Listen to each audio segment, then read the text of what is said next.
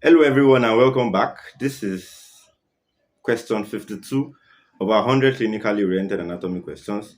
Let's jump straight into it. The question says a 42-year-old man visits his doctor after his cousin, who has not seen him for years, notices a change in his appearance. Overgrowth of his frontal bones and enlargement of his hands and feet have occurred. The patient complains of a tingling sensation in the first, second, and third digits of the right hand and loss of coordination and strength of the right thumb. Which of the following nerves has most likely been affected? From what we have here, all right, we have a patient that has an overgrowth of the frontal bones, enlargement of the hands and feet. So this is directing us towards just one diagnosis, which is acromegaly, basically. So in acromegaly, you have an adenohypophyseal tumor that is causing over secretion or hyper secretion of the growth hormone, and this will result into overgrowth of the bones, overgrowth of the hands, overgrowth of the feet, even overgrowth of the internal organs. There will be hyperglycemia, hypertension, osteoporosis. Basically, diabetes mellitus, they're also predisposed to that. So basically, there will be hyper of everything. All right. So that is what occurs in acromegaly, and that is what this patient has. This is basically directing us to the fact that this patient has a neuropathy. That is what caused the tingling sensation in the first, second, and the third digits of the right hand. Fine.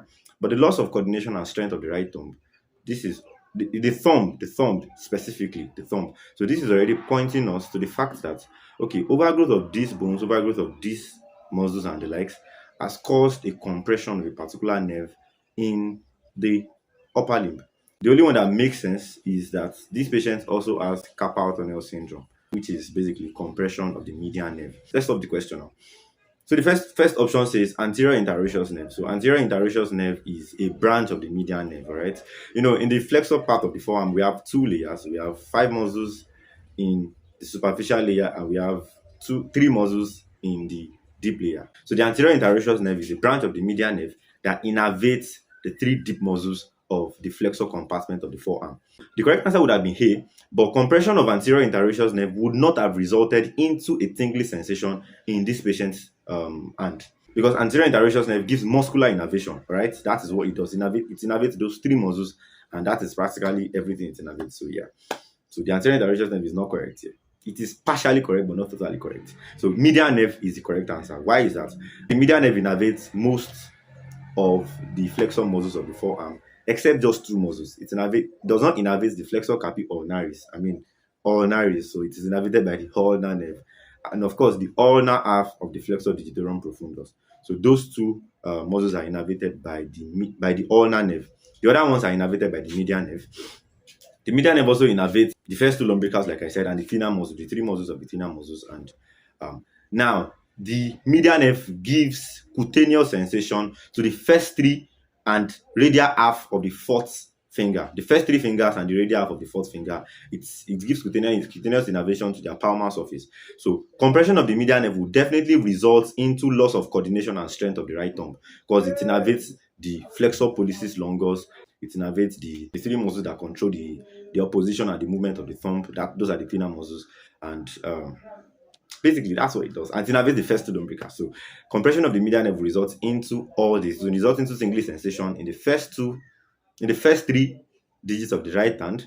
It will result into loss of coordination and strength of the right thumb, because of course the median nerve that innervates them has been affected. So musculocutaneous nerve is from the lateral cord of the brachial plexus, and it innervates the three muscles of the flexor compartment of the arm. So the radial nerve is also from the posterior cord of the brachial plexus, and of course the largest branch of the brachial plexus. It innervates the extensor compartment of the arm. It gives posterior interosseous nerve that innervates the extensor compartment of the forearm.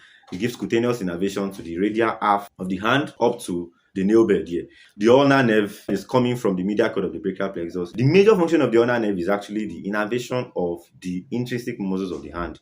That is the hypothenar muscles, the adductor pollicis, the medial two lumbricals. That's the third and the fourth. The first and second, don't forget I said, are innervated by the median nerve. And the third and fourth are innervated by the ulnar nerve. Then it innervates all those dorsal interossi, palmar interossi, and stuff. So ulnar nerve is responsible for all those intrinsic muscles innervation. So I believe that was very explanatory and that was very detailed. So the correct answer to the question is the median nerve, which is option B. So I believe you enjoyed the video. Please, if you enjoyed the video, kindly like, kindly subscribe, kindly comment. See you in the next episode. Bye.